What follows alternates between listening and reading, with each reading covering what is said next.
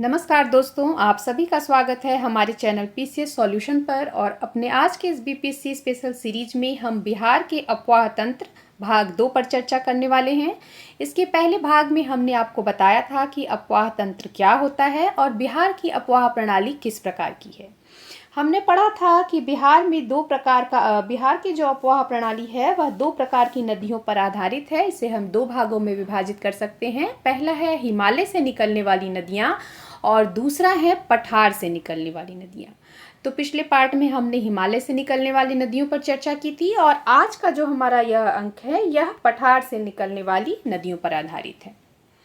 तो जैसा कि हम जानते हैं कि हिमालय से जो निकलने वाली नदियाँ होती हैं वह सदानीरा होती हैं, उनमें साल भर पानी भरा रहता है। जबकि पठारी भाग से जो निकलने वाली नदियां हैं यह वर्षा ऋतु में इनमें तो भारी मात्रा में जल रहता है, लेकिन ग्रीष्म ऋतु में यह सूख जाती हैं और जो जल है वह काफ़ी कम हो जाता है या एक नाले की भांति दिखाई पड़ने लगती हैं। पठारी भाग से निकलने वाली नदियों में मुख्य रूप से पुनपुन, सोन, फल्गु, कर्मनाशा, सकरी, चानन, उत्तरी कोयल, अजय, किऊल आदि नदियां हैं। छोटा नागपुर के पठार से निकलने वाली नदियों में बालू का अंश अधिक होता है। तो सबसे पहले बात करते हैं सोन नदी की, जो दक्षिण बिहार की एक प्रमुख नदी है और इसका उद्गम मध्य प्रदेश के अमरकंटक से हुआ है। इसे हिरण्यवाह या सोनभद्र आदि नामों से भी जाना जाता है। इसी अमरकंटक से नर्मदा नदी का भी उद्गम हुआ है।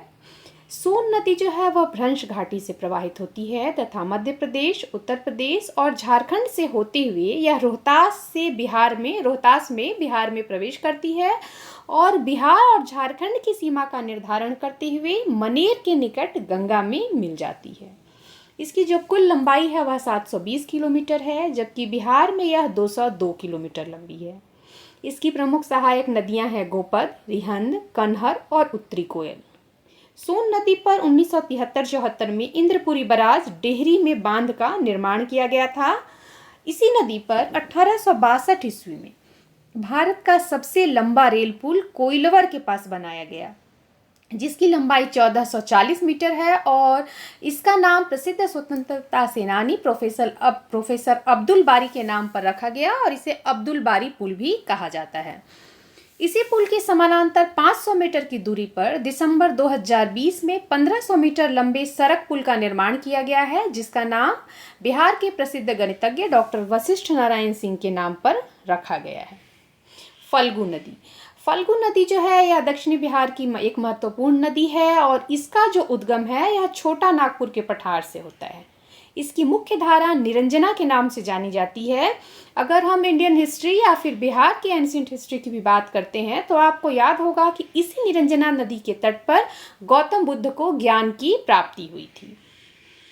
बोध गया के निकट मोहनी नदी से मिलने के बाद इसका नाम फल्गु हो जाता है और गया में इसी नदी के किनारे पिंडदान किया जाता है और हिंदुओं का जो प्रसिद्ध पितृपक्ष का मेला होता है यहीं पर लगता है।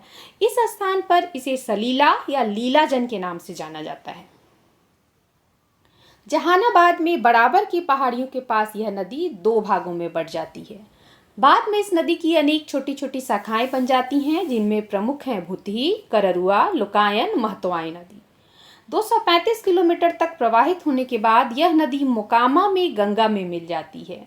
यह एक मानसूनी या मौसमी नदी है। अब बात करते हैं पुनपुन नदी की। तो पुनपुन नदी का जो उद्गम है यह भी छोटा नागपुर पठार के पलामू से होता है। इस नदी का अन्य नाम है बमागधी और कीकट, जो औरंगाबाद, अरवल और पटना में गंगा नदी के समानांतर प्रवाहित होती हुई फतुहा के पास आकर के गंगा में मिल जाती है। इसकी लंबाई 200 किलोमीटर है और इसकी सहायक नदियां हैं दरधा, मदार, बिलारो, रामरेखा, आर्द्री, धोखा, मुरहर और यमुना। कर्मनाशा नदी, जैसा कि इसके नाम से ही स्पष्ट है, हिंदू धार्मिक मान्यताओं के अनुसार इसे एक अपवित्र नदी माना जाता है और ऐसा माना जाता है कि इसमें स्नान करने से सभी कर्मों का नाश हो जाता है, अच्छे कर्मों का नाश हो जाता है।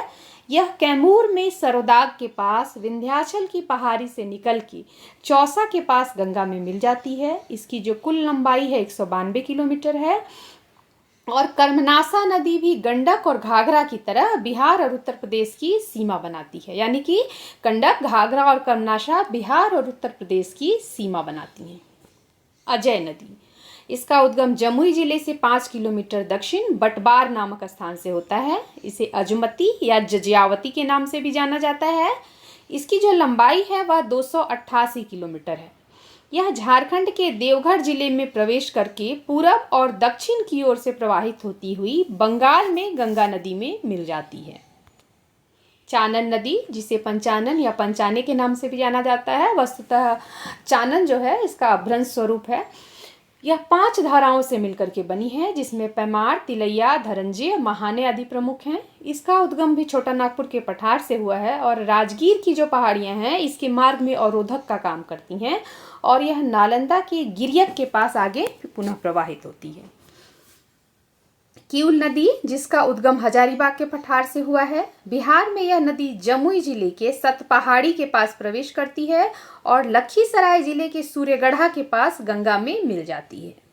इसकी सहायक नदियां हैं बरनर, अंजन, हरोहर आदि। दुगौंती नदी, इस नदी की उत्पत्ति कैमूर पहाड़ी के दक्षिणी सिरे पर भकमा नाम के गांव के निकट से हुआ है। ये जो नदी है यह लगभग 12 किलोमीटर उत्तर दिशा में प्रवाहित होती है और अनेक छोटी पहाड़ी नदियां इसमें मिलती हैं और इसको बड़ा रूप प्रदान करती हैं। यह नदी शेरशाह किले के निकट प्रवाहित होते हुए करमचाह के निकट मैदानी भागों में प्रवेश करती है। इस नदी में सालों भर जल रहता है जो सिंचाई के काम आता है। इस नदी की भी कई सहायक नदियां हैं। अब बात करेंगे सकड़ी नदी की, जिसका उद्गम झारखंड में हजारीबाग के पठार से होता है। यह बिहार के गया, पटना, नवादा और मुंगेर जिलों से प्रवाहित होते हुए गंगा में मिल जाती है। इस नदी का एक अन्य नाम सुमागदी भी है। तो यह था आज का हमारा अंक, जिसमें हमने पठार से निकलने वाली नदियों की चर्चा की। इसके आगे नेक्स्ट पार्ट में हम लोग बिहार के जो प्रमुख जलप्रपात, झील इत्यादि पर चर्चा करेंगे। तो चलिए मिलते हैं अपने अगले वीडियो में। तब तक के लिए धन्यवाद।